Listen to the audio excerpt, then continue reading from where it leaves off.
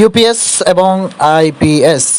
UPS এর পুনরূপ হচ্ছে uninterrupted power supply. এটি একটি বিদ্যুৎ সমন্বয়কারী যন্ত্র।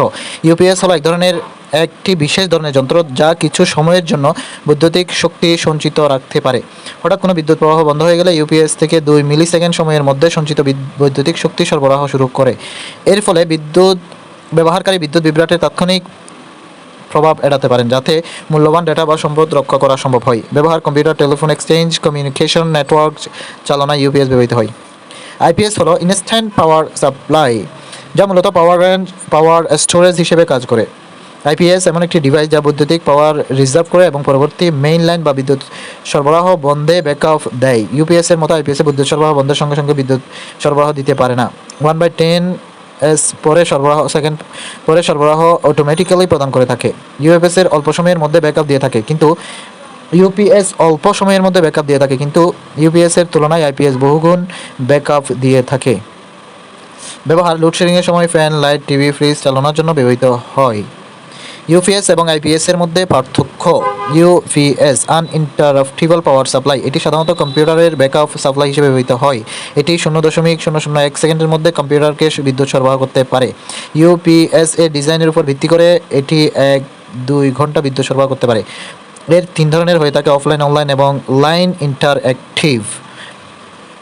IPS instant power supply. এটি বাসাবাড়িতে হোম অ্যাপ্লায়েন্সে বিদ্যুৎ সরবরাহ কাজে ব্যবহার করা হয়। এটি 0.1 সেকেন্ড পর সাধারণত হোম অ্যাপ্লায়েন্সগুলোতে বিদ্যুৎ সরবরাহ করতে পারে।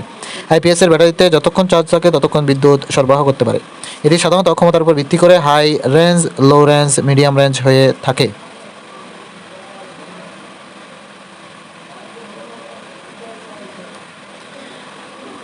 বিজলি বা বজ্রপাত বা থান্ডার বা লাইটনিং। বাতাসে রয়েছে পানির কণা, ধূলিকণা এবং বিভিন্ন রকম গ্যাসের কণা। এসব কণার মধ্যে ঘর্ষণের ফলে উৎপন্ন হয় স্থির বিদ্যুৎ, অর্থাৎ কণাগুলো চার্জিত হয়। এরূপ কোটি কোটি চার্জিত পানি কণা মিলে সৃষ্টি হয় মেঘ। এই মেঘ ধনাত্মক বা ঋণাত্মক চার্জে চার্জিত হতে পারে। ধনাত্মক চার্জযুক্ত মেঘ এবং ঋণাত্মক চার্জযুক্ত মেঘের মধ্যে আকর্ষণের ফলে পরস্পরের মধ্যে প্রবল বেগে ঘর্ষণ হয় এবং একই সঙ্গে তাপ, আলো এবং শক্তি সৃষ্টি হয়। আলোর বেগ শক্তির বেগের চেয়ে বহুগুণ বেশি বলে আমরা আলো আগে দেখি এবং শব্দ পরে শুনি।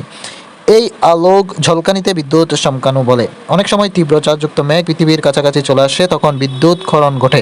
একে বলা হয় বজ্রপাত। বজ্রপাতের সময় যেই শব্দ শোনা যায় তাকে বলে বজ্রনাদ। বজ্রপাত আঘাত করার স্থান: মাটির উপরে যে জিনিস যত উঁচু সেই জিনিসে মেঘের তত কাছাকাছি থাকে। তাই বজ্রপাত সাধারণত হয় উঁচু দালান বা গাছের মাথায়, এমনকি মাঠের মধ্যে দাঁড়িয়ে থাকা কোনো মানুষের মাথায়ও বজ্রপাত হতে পারে। ঝড় বৃষ্টির সময় তাই গাছের নিচে বা খোলা স্থানে দাঁড়িয়ে থাকা নিরাপদ নয়। বজ্রপাত থেকে বাঁচার কয়েকটি উপায় হচ্ছে: বাইরে বের হওয়া যাবে না। 2 পানিতে নামা যাবে না। 3 দালান বা পাকা ভবনের নিচে আশ্রয় নেওয়া। 4 উঁচু গাছপালা ও বৈদ্যুতিক লাইন বা খুঁটি থেকে দূরে থাকা। 5 বজ্রপাতের সময় খোলা ও উঁচু জায়গা থেকে সাবধান। ধানক্ষেত বা বড় মাঠে থাকলে তাড়াতাড়ি নিচু হয়ে যাওয়া উচিত। শেষ হলো, বজ্রপাতের সময় গাড়ির ভেতরে থাকলে সম্ভব হলে গাড়িটিকে কোনো কংক্রিটের ছাউনির নিচে নিয়ে যাওয়া। গাড়ির ধাতব বস্তু স্পর্শ করা থেকে বিরত থাকতে হবে, এমনকি গাড়ির কাছেও হাত দেওয়া উচিত নয়। বিভিন্ন গাণিতিক সমস্যা এবং এর সমাধান।